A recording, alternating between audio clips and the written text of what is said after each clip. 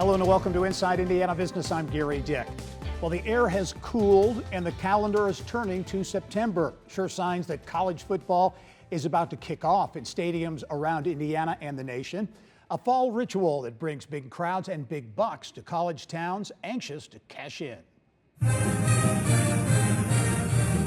In South Bend, Notre Dame Stadium attracts more than 80,000 fans for Irish home games, but tourism executives say far more people come into the region, filling hotels, short-term rentals, pumping an estimated $36 million into the economy.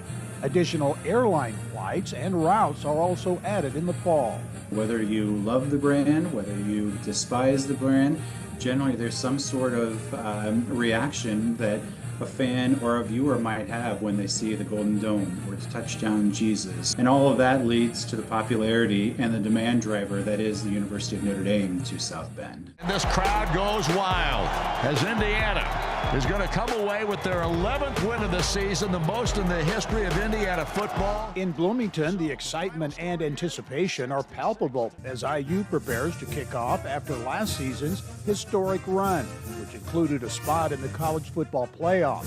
Visit Bloomington estimates home sellout games generate $6 to $7 million in economic impact, and this year those numbers are expected to rise. Athletic Director Scott Dolson says Indiana's season ticket sales are up 50% from last season, with overall ticket sales up more than 10%.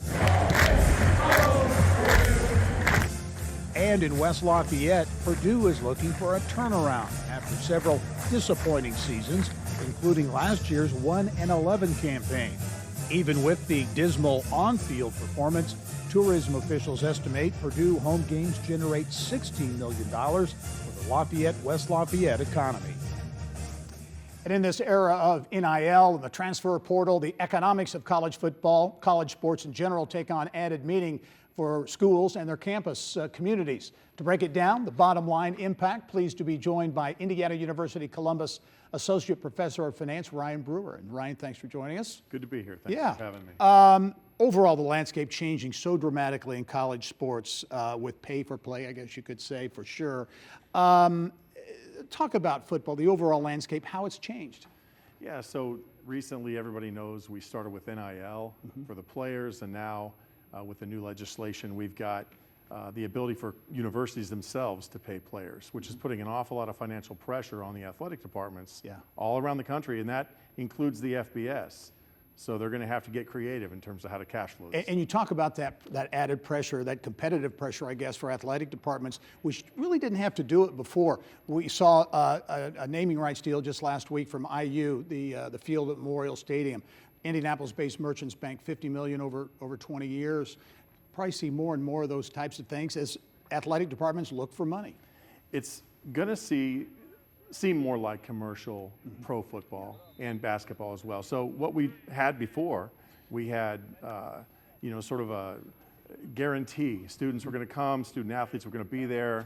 There were local fans. It was all broadcast on local television, which ensured a new generation of fans to come. And now that, I think, is at risk. Yeah. Because now we've got cable television kind of pricing itself out of some of our households. So I think one idea would be for a donor to come in and offer streaming rights to young children for a certain fee to a university to guarantee that university that the children in the community will become fans of sports in the future, guaranteeing generational success. That's some interesting, crazy stuff. It's really interesting.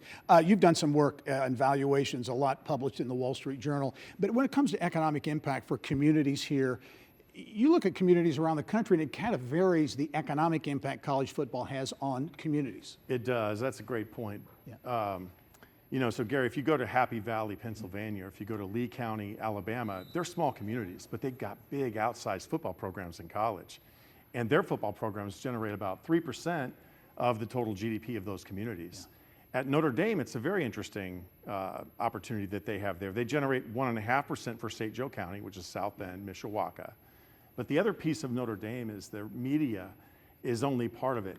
Their media and their spiritware outsized proportion go to the university itself, which gives universities like Notre Dame more of a competitive advantage in paying these extra fees to players and coaches and coaches release clauses, Yeah. things of that nature. It's not really the same for Purdue and Indiana. They're still working on building their national brands. Yep, yep. Yeah. As we wrap up, Ryan, looking to the future, you know, Yeah. television contracts huge, money keeps coming in, conferences getting bigger, consolidating, fewer conferences. Where do you see it? Where do you see it going? Yeah, right now it's hard to say. There's so much turbulence Yeah. in the water. But what we can see is that right now it's good to be in the Big Ten or it's good to be in the SEC. And going forward, you know, there's going to be more coast-to-coast trips for the student athletes in these big leagues. It's going to be more professional, more commercial. And I think that it's in a good standing as colleges and athletic departments continue to learn from the private sector in interesting ways to kind of help finance the new athletic field that we have. Yep, very interesting perspective. Ryan Brewer from IU Columbus. Thanks as always. Look forward to having you on again. It's good to be here, Gary. right. Thank you.